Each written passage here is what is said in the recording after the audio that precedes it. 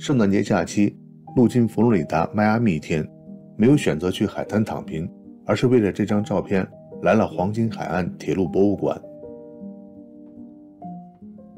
1948年美国总统大选揭晓，早先被媒体和民调机构都不看好的杜鲁门获胜。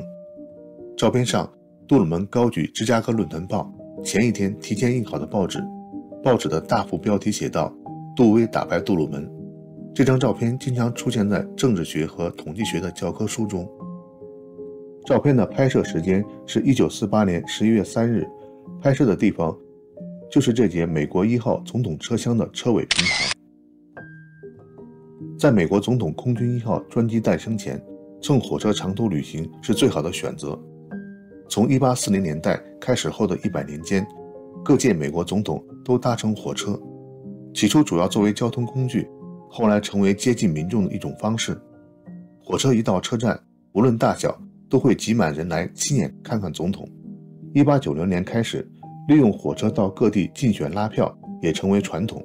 1901年，西奥多·罗斯福总统首次用了整列火车，行程近3万公里做竞选宣传。他甚至本人学会了开火车。当时总统出行使用的火车都还是铁路公司的。1920年代，美国最大的铁路客车制造公司普尔曼公司特意制造了6节以包括马可波罗在内的旅行家名字命名的豪华车厢，供商界巨富、文体明星租用。美国政府也经常为总统租用这些车厢。1941年，日本偷袭珍珠港后，从安全考虑，白宫决定为总统定制专门的车厢。建议提出后，罗斯福总统还从节俭的角度考虑不同意，直到被告知这是为将来所有美国总统准备的，才接受。于是，普尔曼公司对这节1928年出厂的麦哲伦号进行了改装，升级工作于1942年12月完成，全车重130吨，相当于20辆东风卡车的重量，是美国铁路载客车厢中最重的。车厢的支架是特制的，以支撑全车的车重。车厢为防弹设计，车顶、车身和车体的钢板有14厘米厚，车窗则有12层玻璃厚。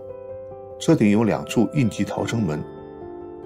与今天的空军1号红蓝白色的刷漆不同，美国1号采用普尔曼公司特有的普尔曼绿色，以便这节专用车厢很容易隐藏在普通大众的列车之中，起到保护作用。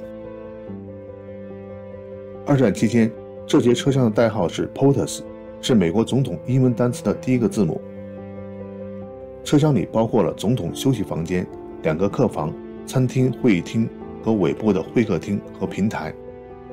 当年车载空调设备还没有出现，降温用大块的冰放在铁箱里，通过电风扇吹出冷风。这里是小厨房，能预先储存做好的餐食。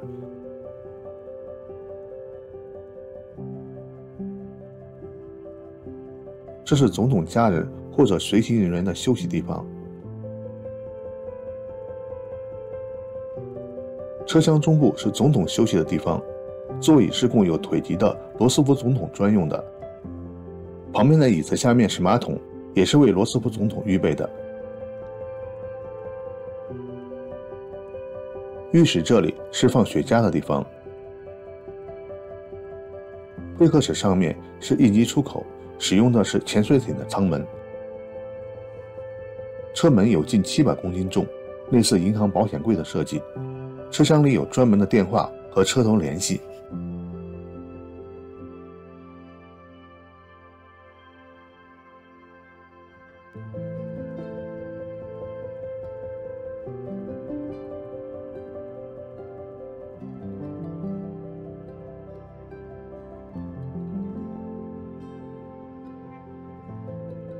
罗斯福在做总统的12年中，共搭乘火车出行399次，行程超过40万公里，相当于绕地球10圈。其中大部分旅行是在麦哲伦上完成的。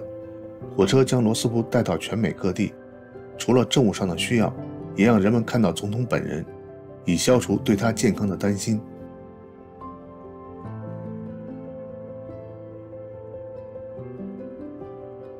1945年4月，罗斯福因脑淤血去世，副总统杜鲁门接任美国总统。美国1号也成为杜鲁门旅行的专用车厢。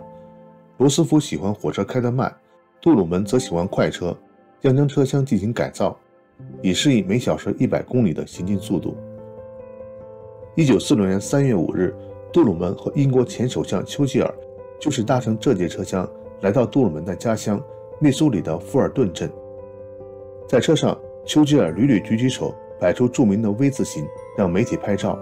在镇里的威斯敏斯特学院，丘吉尔发表了演说，用到了铁幕一词，意思是前苏联和东欧社会主义国家被铁幕笼罩起来，也被称为著名的铁幕演说，从此拉开了冷战序幕。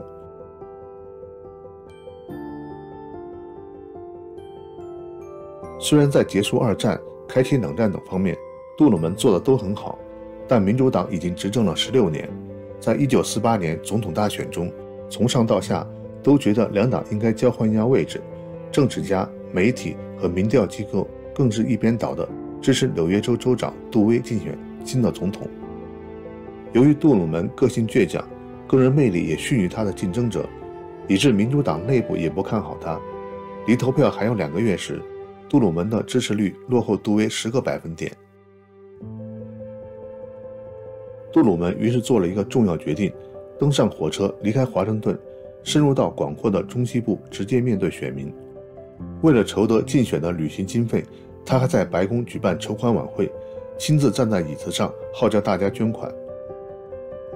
从这年9月到11月，杜鲁门完成了美国历史上时间最长、距离最长、地域最广的竞选拉票旅行。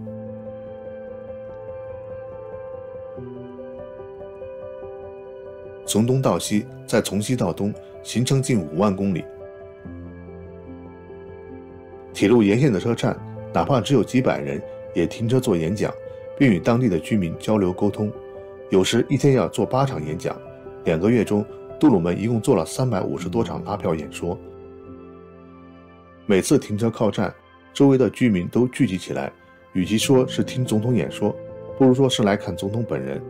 这对当时中西部的居民来说，是一辈子见过的最大场面和最有权势的人。而竞争对手杜威满以为胜券在握，主要花钱在媒体上做广告，即使利用火车造势，也只在几个大城市停留。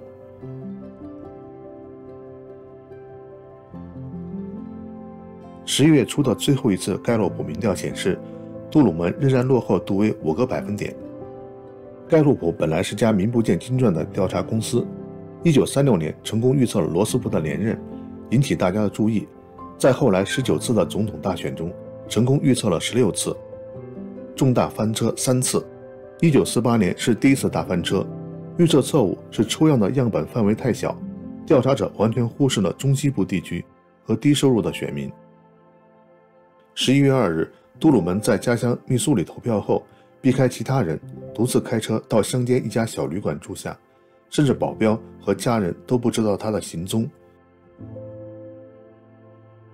志在必得的杜威则得意洋洋地在临睡前告诉妻子：“亲爱的，明天你就将与美国总统睡在一张床上。”第二天一大早，结果出炉，让所有人大跌眼镜。杜鲁门从家乡回华盛顿的火车上，也就是在这里，高举预测自己被打败的报纸宣布获胜。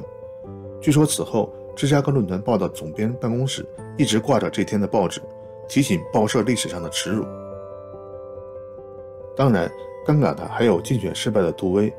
有人接着他前一晚临睡前的话，说第二天杜威夫人问他，是杜鲁门来咱家，还是我去白宫？